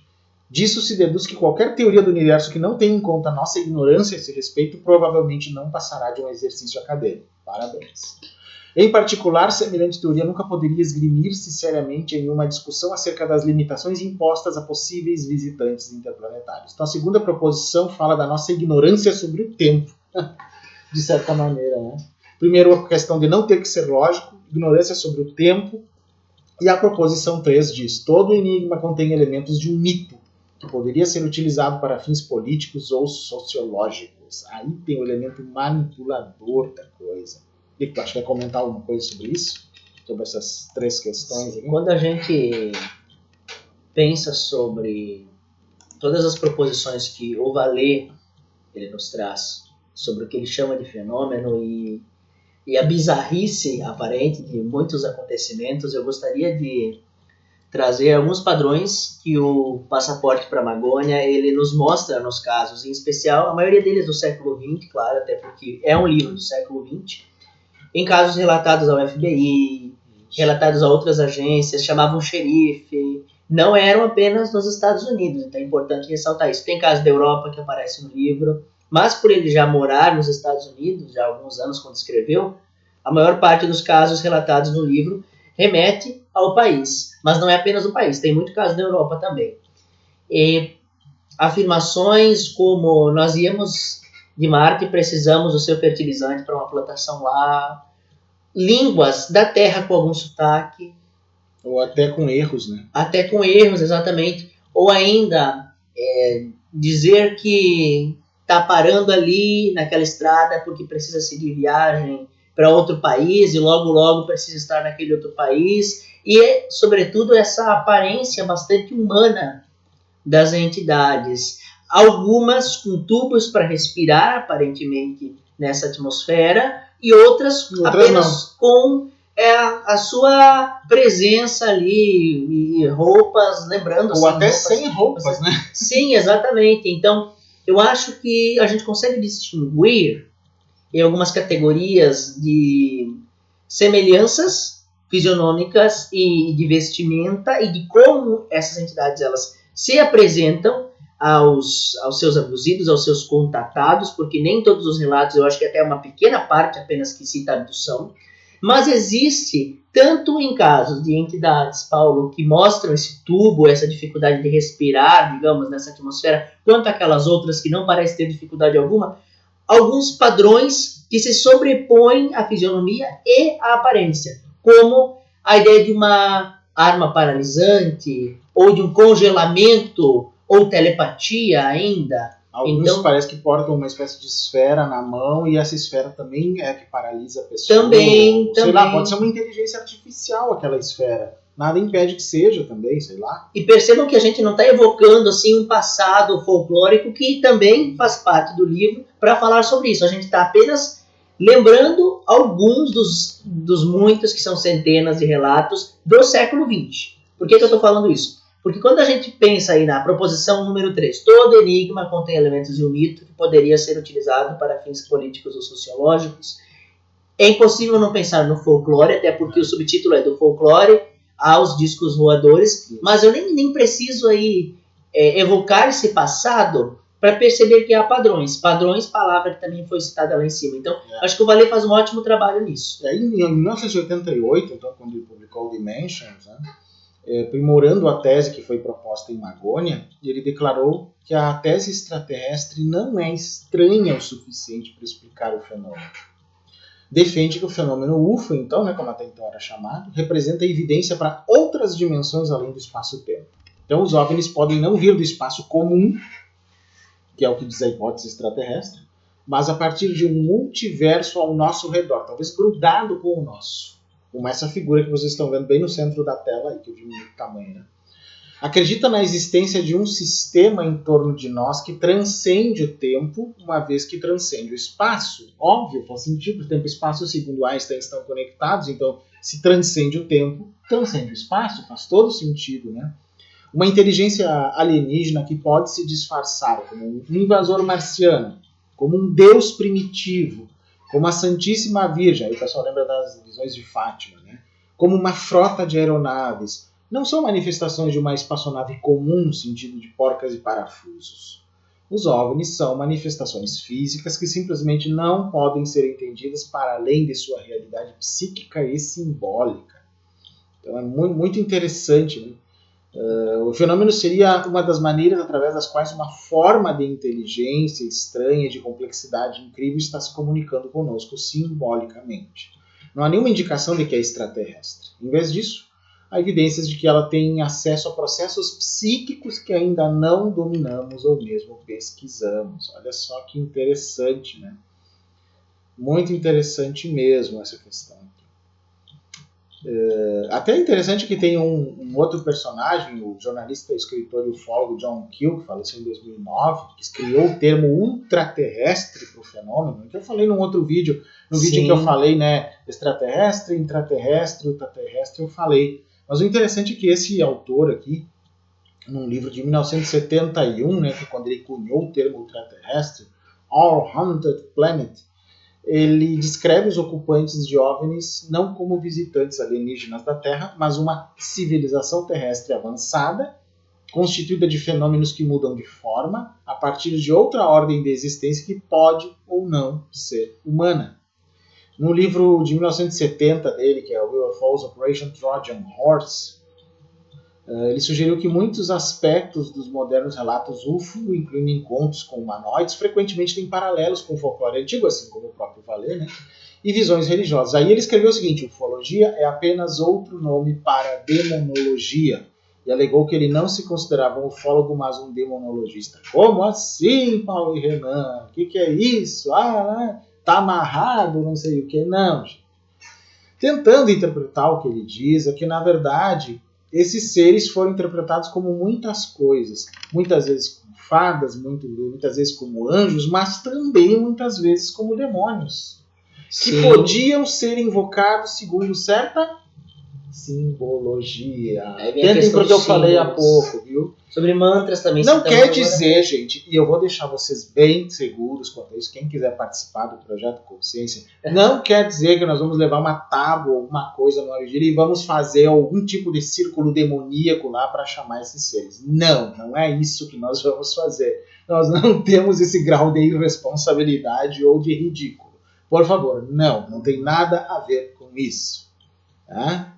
O próprio Kiel escreveu: eu abandonei a hipótese extraterrestre em 67, quando minhas próprias investigações de campo mostraram uma sobreposição surpreendente entre os fenômenos psíquicos e os outros. Então pode ter muito mais coisa mesmo. Então, objetos e aparições não se originam necessariamente em outro planeta e podem mesmo não existir como construções permanentes da matéria. Como assim? Podem ser hologramas? Podem.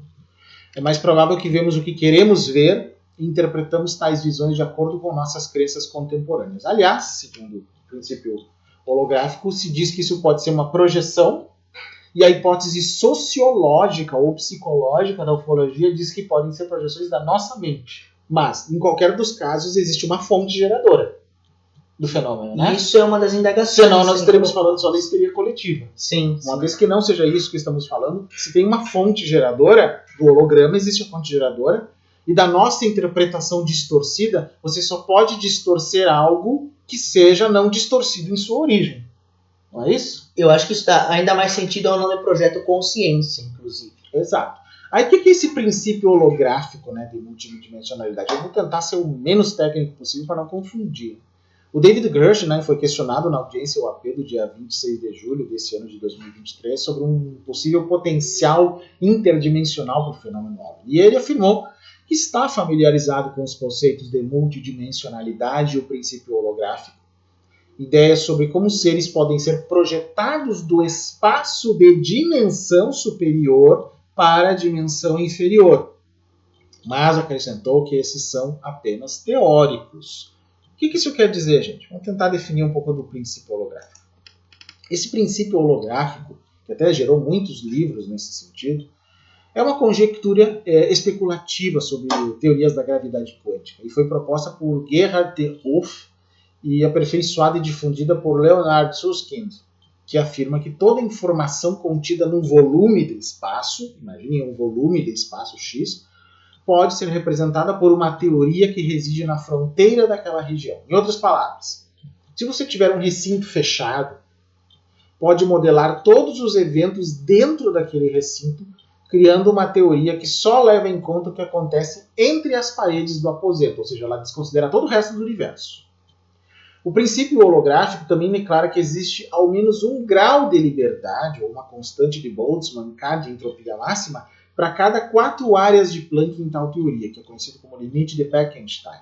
Bom, esse princípio holográfico é uma propriedade das teorias das cordas, também muito famosas e pouco compreendidas. E uma suposta propriedade da gravidade quântica que afirma que a descrição de um volume de espaço pode ser pensada como codificada em um limite de dimensão inferior para a região, um limite inferior para aquela outra região, como um limite semelhante à luz, como um horizonte gravitacional. Então foi proposta pelo Hooft, desenvolvida depois na teoria das cordas pelo Leonard Susskind, que combinou suas ideias com as anteriores do Hooft e Charles Thorne. E o Susskind disse o seguinte: o mundo tridimensional da experiência comum, que é o nosso universo cheio de galáxias, estrelas, planetas, casas, rochas e nós, pessoas, é um holograma. Uma imagem da realidade codificada em uma superfície bidimensional distante. Conforme apontado por Rafael Russo, Thorne observou em 1978 que a teoria das cordas admite uma descrição de dimensão inferior na qual a gravidade emerge dela, no que hoje seria chamado de forma holográfica. Trocando em miúdos, mesmo que vocês não tenham entendido nada, significa que é daí que seria originada a fonte desse fenômeno chamado o fenômeno UFO, fenômeno UAP, cosmoanomalística, fenomenologia anomalística UAP, fenomenologia UAP, ou seja lá que nome que se queira dar. Até Fanny, né? Fanny é o pior de todos. Lembra Faniquito. Né? Já pensou? E na realidade o princípio holográfico ele foi inspirado na termodinâmica do buraco negro, né? Que é bem interessante que conjectura que a entropia máxima em qualquer região escala com um raio ao quadrado e não ao cubo, como seria de se esperar. Não entendi nada, Paulo. Tudo bem, passamos adiante. O que é física multidimensional a partir disso? A teoria multidimensional é uma pesquisa astronômica onde a discussão sobre diversos conflitos e conceitos do mundo dimensional passa a existir. A pesquisa inclui tópicos de dimensões, física quântica, teoria M, que é o desenvolvimento da teoria das cordas, em que eles juntaram as várias teorias das cordas mais importantes e fizeram uma teoria mestra. Esse M é de mestra, master, né? Rede multidimensional, multiverso, tudo isso de forma profunda. Então a possibilidade de haver mais de uma dimensão do tempo, e que também vai significar de espaço, tem sido ocasionalmente discutida na filosofia, na física. Ideias semelhantes também aparecem no folclore, na literatura de fantasia, na física, por exemplo. Teorias especulativas com mais de uma dimensão de tempo foram exploradas ali na física. As dimensões adicionais podem ser semelhantes ao tempo convencional, compactado como as dimensões espaciais adicionais na teoria das cordas, ou componentes de um tempo complexo, que às vezes é chamado como quime. Nesse caso, esse tempo complexo, ou diferente do nosso, explicaria as diferenças temporais em muitos desses contatos, se for isso. Por exemplo, o Itzhak Bars propôs modelos de uma física de dois tempos, observando em 2001 que a abordagem da física 2T, em dimensões D mais 2, oferece uma versão altamente simétrica e unificada dos fenômenos descritos pela física de 1T, um tempo, em dimensões D.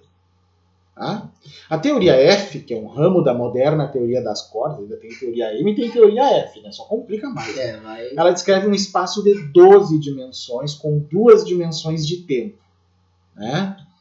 Olha só, um espaço com 12 dimensões, duas dimensões de tempo, já dá uma complexidade, que é parecido com essa figura que está no centro da nossa tela aí, que é um emaranhado de coisas, e da onde é que vem esses seres, podem vir de qualquer um desses lugares aí, bagunça tudo, na hora de entender.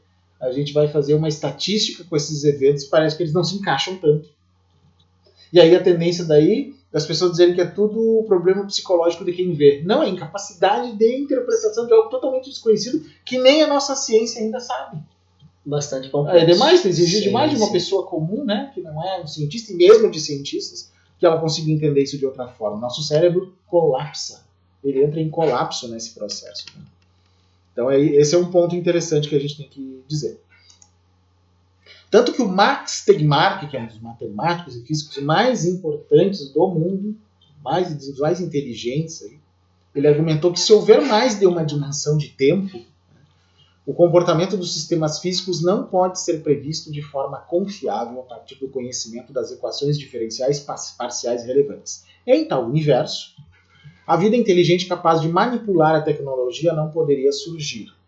Além disso, prótons e elétrons seriam instáveis e poderiam decair em partículas com massa maior do que eles próprios. Isso não é um problema se as partículas tiverem uma temperatura suficientemente baixa. Aí resolve o problema. E na filosofia? Bom, múltiplas dimensões de tempo parecem permitir a quebra ou reordenação de causa e efeito no fluxo de qualquer dimensão de tempo. Isso e as dificuldades conceituais com múltiplas dimensões de tempo físico foram levantadas na filosofia analítica moderna. Como solução para o problema da passagem subjetiva do tempo, J. Dunn propôs uma hierarquia infinita de dimensões de tempo, habitada por uma hierarquia semelhante de níveis de consciência. Aí nós podemos juntar um número diferente de dimensões de espaço, de dimensões de tempo e dimensões de consciência. Nós temos que usar a consciência nessa fórmula. Sim. Consciência não é dimensão de espaço e não é dimensão de tempo. Ela é a sua própria dimensão. Se nós colocarmos a consciência nesse destaque, vai ficar mais fácil ou menos difícil entender as coisas. Então o Dunn sugeriu que, no contexto de um espaço-tempo em bloco, conforme modelado pela relatividade geral de Einstein, uma segunda dimensão de tempo era necessária para medir a velocidade do progresso de alguém ao longo de sua própria linha de tempo. Isso, por sua vez, exigia um nível do eu consciente existente no segundo nível do tempo. Mas os mesmos argumentos então se aplicam a esse novo nível, exigindo um terceiro nível e assim por diante em uma regressão infinita. No final da regressão estava um observador geral superlativo que existia na eternidade. Seria esse observador a consciência cósmica primordial?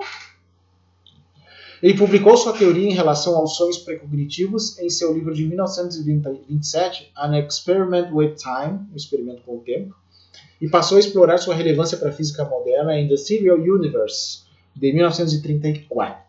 Bem antigo isso já. Sim, já faz tempo. Sua regressão infinita foi criticada como logicamente falha e desnecessária, embora escritores como Jay Priestley reconhecessem a possibilidade de sua segunda dimensão temporal. Olha só, o esotérico J.G. Bennett descreveu 3 dimensões ou aspectos do tempo. Tempo, influências causais ou determinadas no momento presente. Eternidade, as influências de formas e valores. E o que ele chamou de hiparxis, as influências da vontade ou liberdade de escolher dentro do momento presente. O mundo físico, a vida e a consciência estão em zonas intermediárias entre essas dimensões, entre a do tempo, da eternidade e a hiparxis, que é a influência da vontade. O físico David Bohm se correspondeu com o Bennett e eles influenciaram as ideias um do outro. Aliás, na ficção literária também, é importante a gente colocar, existem algumas relações aqui, múltiplos intervalos de tempo independentes, nos quais o tempo passa em ritmos diferentes. Isso é uma característica, inclusive, dos contos de fadas, né? Então, escritores como Tolkien, o C.S. Lewis, fizeram uso dessas e outras múltiplas dimensões de tempo, como as propostas por Dune, né? Em algumas de suas histórias mais conhecidas. Tolkien emprestou suas ideias para o tempo de Lórien em O Senhor dos Anéis, enquanto Lewis as adotou para suas crônicas de Nárnia, né, conhecida. Né? Aí dessas questões de dimensões de espaço-tempo, existem 2 tipos de dimensão. A espacial, que é bidirecional, e a temporal, que é unidirecional. Esse é um ponto importante a gente colocar e eu já deixo por cima disso porque para você seria muito complexo eu ler o resto do que tinha aqui. Mas aí, não querendo complicar muito mais a vida de vocês, né, com essas explicações que eu vi, não vou colocar nenhuma. O símbolo está aqui ainda. Agora vamos tentar explicar por ele, né, o pouquinho que eu fui explicando aqui desse esquema da curvatura espaço-tempo. Vamos aumentar, vamos nos incluir na curvatura aqui agora, né, gente? Vamos ver. Vocês imaginem que isso seja mais ou menos essa quantidade de dimensões e que tenha tempo, né? Para ter 2 tempos aqui, vocês imaginam que isso aqui é como uma película que se entrecorta, mas ela tem 2 lados, né? Consegue perceber? A ideia de que ela tem 2 lados, a película? Cada um é um tempo, 2 tempos. Mas ela pode se dobrar, sei lá, de muitas formas aí. E vamos propor que há meios de atravessar de um lado para outro. Buracos de minhoca, dá para invocar a ideia dos wormholes como uma ideia, ou um buraco dimensional, chamam de portal. Eu não gosto muito de usar a palavra portal por um motivo meio óbvio, por causa da ufolatria e dessa galera Namastê Gratiluz, Nova Era. Então eu prefiro não usar com esse sentido, até porque eu até agora não encontrei um único Nova Era, Namastê Gratiluz que conseguisse me explicar tecnicamente o que seria um portal. É uma abertura energética, mas não explicam como funciona. Então não sei do que eles estão falando. Aqui nós estamos explicando até com uma figura que poderia ser. Estão vendo esses rasguinhos aqui? Como essa figura aqui, acho que é um PNG. Um PNG, ela tem essas aqui, né? Essas aberturas, esses vazados, como acontece no GIF também, né? Sim, Mas sim. vamos considerar que esse aqui, que é uma questão só da figura, fossem esses rasgos. Por um rasgo, eu consigo passar de um lado para o outro. Digamos que esses rasgos sejam temporários, ou imaginamos que essa figura aqui não estivesse estática, ela estivesse em movimento, que é muito provavelmente o que acontece. E que nesse movimento de vibração, né, vibrando assim como eu estou fazendo aqui, a mímica com os meus dedos, em algum momento algumas desses buraquinhos aqui, eles se abrem momentaneamente.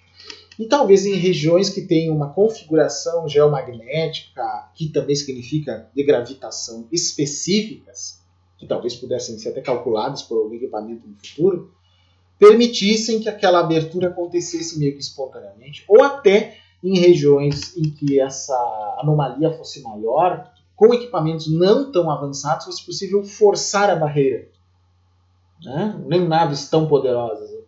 Ou que talvez o forçar a barreira fosse um dos motivos, olha o coelho que eu tiro da cartola, fosse um dos motivos de algumas dessas naves caírem como caindo de madura. Olha só, Varginha, galera, não Podem pense que cair é de só madura, porque às Varginha, vezes, hein? digamos que eles forçam e dá uma outra anomalia que pode ser provocada por tempestades solares, porque é tudo geomagnético, né? E essa nave entra em colapso. Então é possível sim.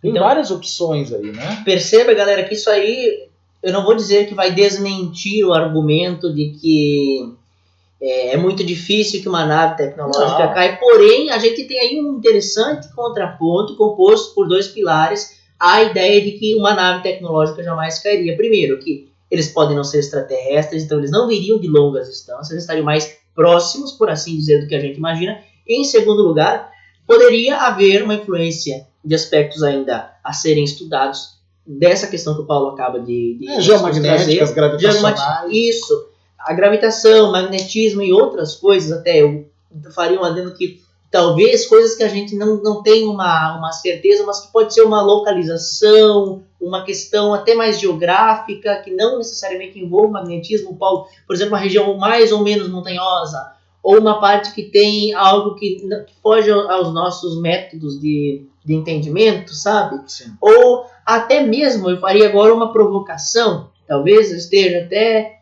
voando um pouquinho mais, mas essa é a ideia desse vídeo aqui. Mas eu acho que vale a gente considerar.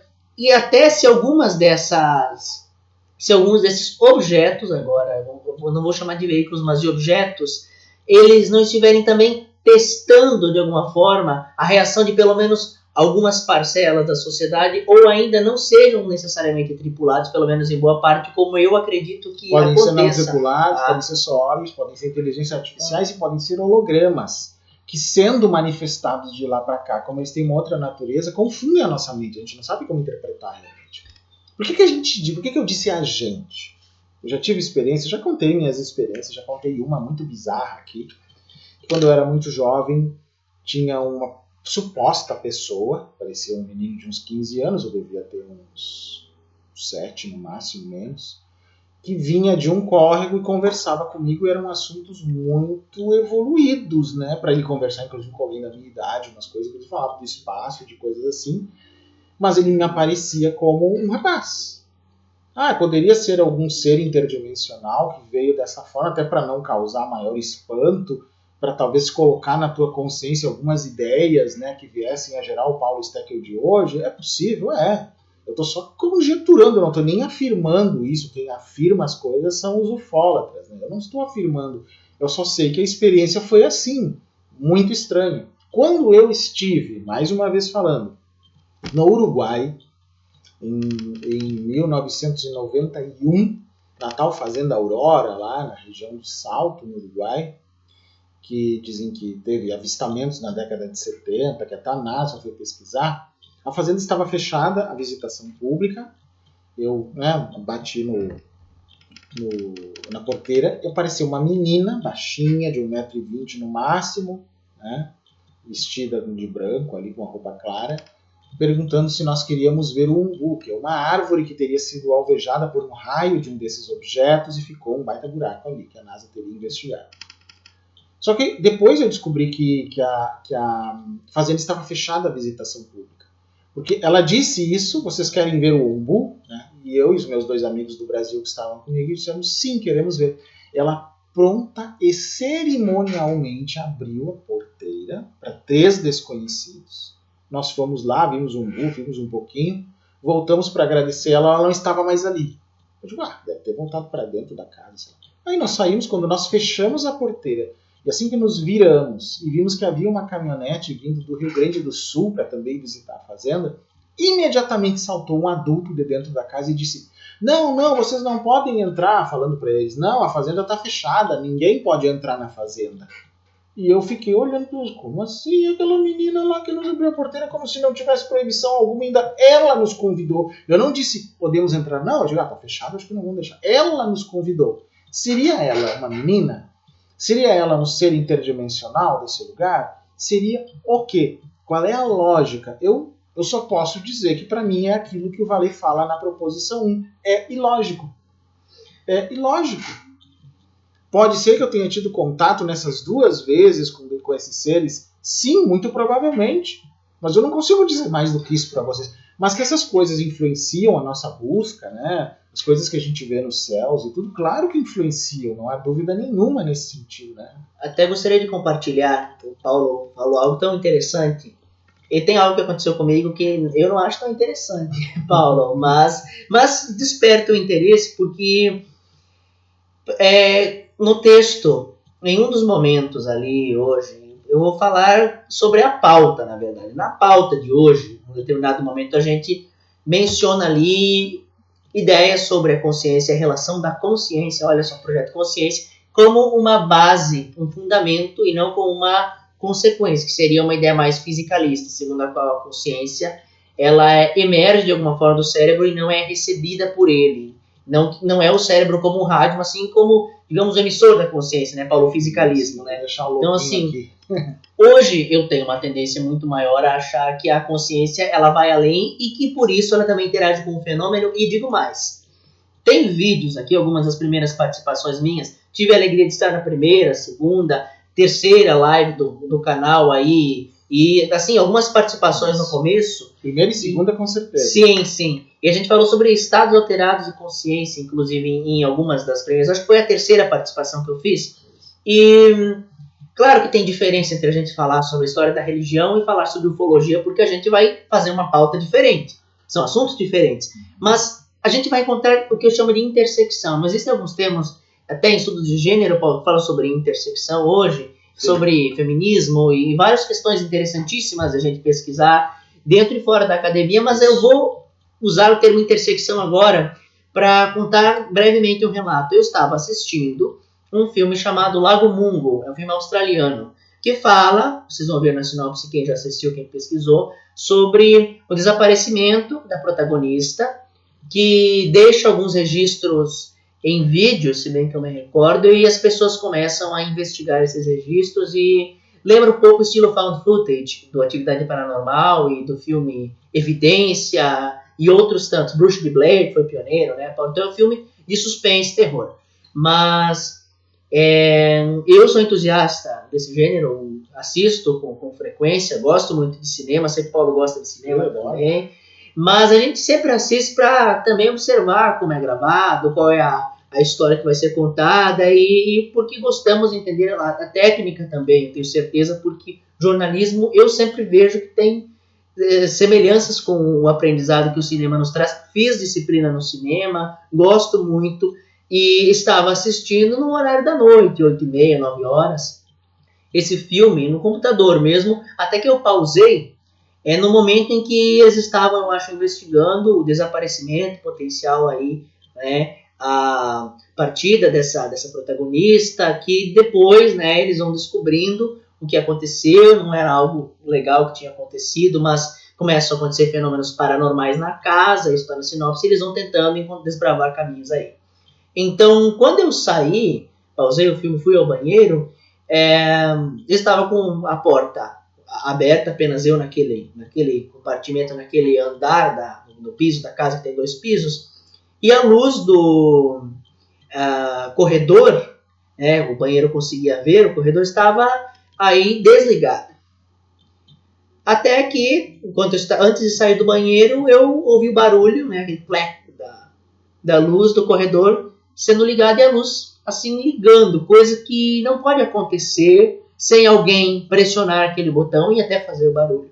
Então, não havia ninguém ali. A luz, ela definitivamente ligou sozinha e isso nunca aconteceu nem antes e nem depois do filme que falava sobre fenômenos paranormais na casa. E assim, aquilo não me deixou com medo, porque eu continuei assistindo o filme depois, mas chamou bastante a minha atenção por já ter algumas experiências anteriores no mesmo lugar, na mesma casa, que me marcaram profundamente, inclusive com o OVNI, como eu já compartilhei 1 ou 2 vezes aqui e em off com o Paulo. Então, eu fico pensando, Paulo, por mais que não seja assim uma experiência tão grandiosa, tão interessante, talvez comparando com essa experiência que você contou, que a galera de casa aí tem para nos mostrar e que manda para o seu e-mail, que me encaminha no Insta, no e-mail, me faz pensar quais são em inglês, os layers, né, as camadas da consciência e como que outras dimensões, o mundo espiritual, aos olhos de alguns, interagiriam conosco E isso é tão mais próximo dos UFOs do que a gente pode pensar, até porque o Vallée e outros falam que o poltergeist, do filme Poltergeist, semelhante nesses fenômenos de desligar aparelho, liga o motor do carro, desliga o motor do carro. É tão comum, gente, quando a gente pensa em disco voador, isso interfere nessa realidade de alguma forma.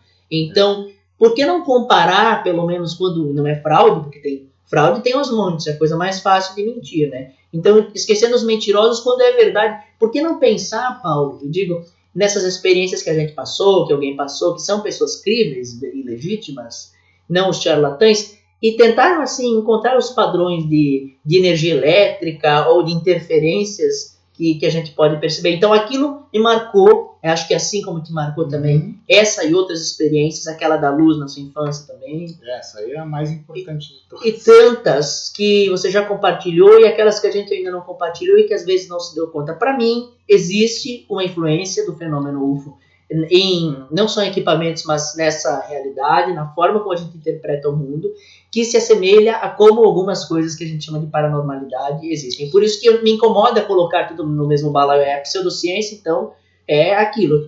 Mistura tudo e faz uma crítica mal embasada à ufologia. O nome ufologia, eu concordo que ele pode ser aí ressignificado e reinventado e mudar. A gente já falou sobre isso. Então eu acho que aí é um novo começo para a pesquisa, né? Eu acho que sim. Até porque esse fenômeno é tão complexo que ele não pode ser compreendido pela ciência convencional. Quem diz isso, praticamente, o Vallée, o próprio Hynek não desconhecia essa ideia, o Gary Nolan, apesar de ser um cientista, né, ele já tem essa noção. O Avi Loeb também já sabe que não dá para usar os métodos convencionais para isso, ou seja, nós precisamos de coisas novas. O Stephen Greer mesmo, que já está tentando do jeito dele fazer isso. Então acho que está na hora da gente aproveitar também aqui no Brasil e fazer alguma coisa nesse nível. Esse é o objetivo do Projeto Consciência. Agora vocês vão ter mais vídeos sobre isso, sobre vigílias, né, vão ser anunciadas e tudo isso, né? Vocês já viram o que a gente falou na live de vigílias, já tem uma ideia de como elas vão funcionando. Mas isso é muito importante a gente colocar. O fenômeno ele é muito mais complexo, sim. Não é uma coisa tão simples a resposta. É que as pessoas estão acostumadas com aquela resposta de sim ou não, acredita ou não acredita, é, não é. Muito linear, né, e polar também, polarizada, né, para que a gente explique um universo tão complexo. Eu acho que esse é o principal ensinamento que eu vejo nessa pesquisa do Jacques Vallée e de todos os que acreditam na hipótese interdimensional, que então, antes que alguém, né, faça crítica disso, a hipótese interdimensional ela não exclui a existência de extraterrestres, não exclui a hipótese extraterrestre e não exclui a possibilidade de sermos visitados por extraterrestres. Mas, na natureza de tudo que nós falamos aqui, uma nave realmente extraterrestre que viesse lá de Sirius, de Vega, de não sei onde, que é muito mais distante, teria que ter um aporte tecnológico muito maior do que essas naves que dão pau, que dão migué e que caem por aí, que nem de madura, que o governo americano e outros resgatam. Essas aí já não tem essa brincadeira não, na minha opinião. Não teria. Mas não quer dizer que também não visitem de vez em quando, que não estejam por aí, que não possam ter bases, sei lá, na Lua, em Marte, não sei aonde. Mas são essas coisas que a gente tem que considerar. O fenômeno é muito mais complexo que isso. Se nós não tivéssemos esses relatos tão bizarros como os que o Vallée fala no Passaporte para a Amazônia, né, e outros livros dele e outros, talvez a gente nem precisasse invocar a hipótese interdimensional. Mas nessas circunstâncias em que não dá só para dizer que é loucura das pessoas, porque é bizarro demais, né? É bizarro demais.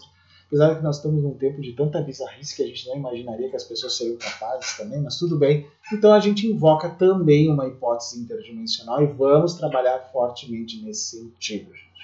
Era isso que nós tínhamos para hoje aqui. Inclusive, quem não curtiu esse nosso vídeo ainda, dá aquela curtida legal, pessoal. Se não é inscrito no nosso canal, se inscreve por gentileza. Se puder se tornar membra, nós agradecemos muito porque ajuda muito no nosso projeto Consciência. E quem quiser fazer um Pix em qualquer valor, aqui está a minha chave Pix, pesteco@gmail.com.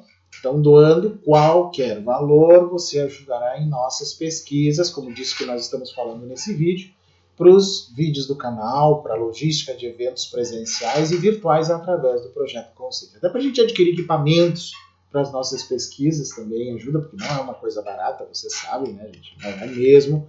Então, se vocês puderem nos ajudar nisso, eu agradeço muito. Quem quiser me seguir nas redes, meu Instagram, @pacetequio. Lá vocês me encontram no Threads também. O Twitter, né? Não sei como é que vai ficar, já chamam de X, _pacetequio. facebook.com/canal paulistecchio, youtube.com/paulistecchio.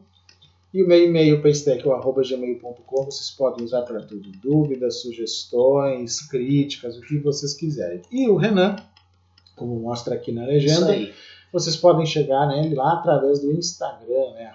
@renan.schwingel. Bem como está ali, também vocês podem entrar em contato com ele, mandar alguma saudação, alguma informação, algo que vocês queiram compartilhar com ele, por mim, né, através do e-mail. Fiquem à vontade, querem mandar fotos de objetos estranhos, ou fenômenos estranhos, ou anômalos que vocês tiveram acesso, ou vídeos, e eu sempre recebo. Sempre analiso, depois de um tempo eu vejo se...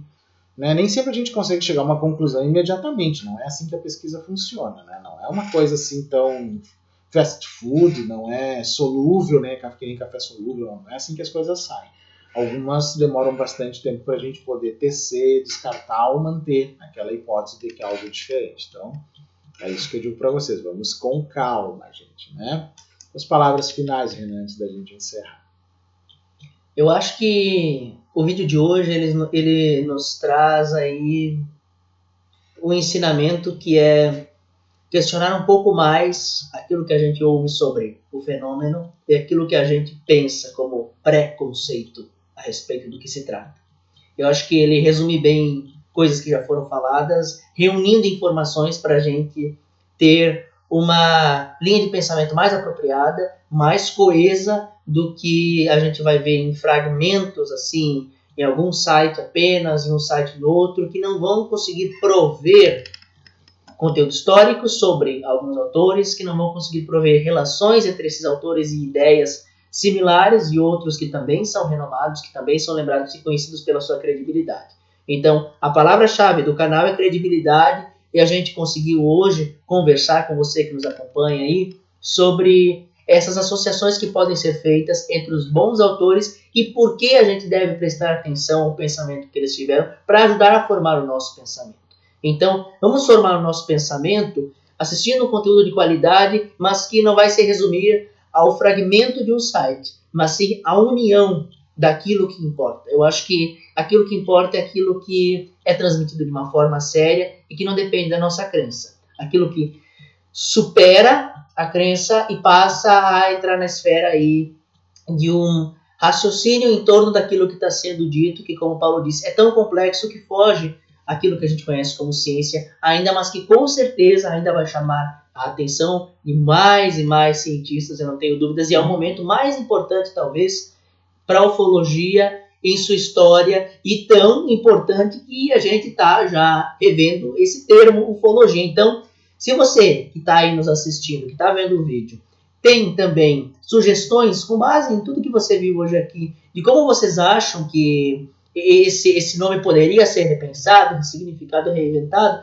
eu acho válido que você compartilhe também a sua opinião. Haja vista que essa hipótese interdimensional e tudo aquilo que ela traz como consequência merece mais atenção, na minha opinião, e é isso que vocês estão vendo e puderam ver hoje aqui. Então, deixe sua sugestão sobre o futuro da ufologia, sobre como que essa pesquisa ela pode abarcar melhor aí aquilo que um fenômeno tão complexo nos traz, porque com certeza a sua opinião vai ser ouvida e a gente espera que isso nos ajude, né, Paulo, em projeto Consciência, em outras coisas a médio e longo prazo, porque a gente não vai desistir de entender do que se trata tudo isso e se aproximar disso também, porque eu não tenho medo de pesquisar sobre isso, sei que o Paulo também não tem, e eu não vejo razão para a gente ter medo daquilo que a gente ainda não conhece. Eu acho que a gente vai vencendo as ignorâncias à medida que a gente se aprofunda com coragem, mas também com o ceticismo saudável e com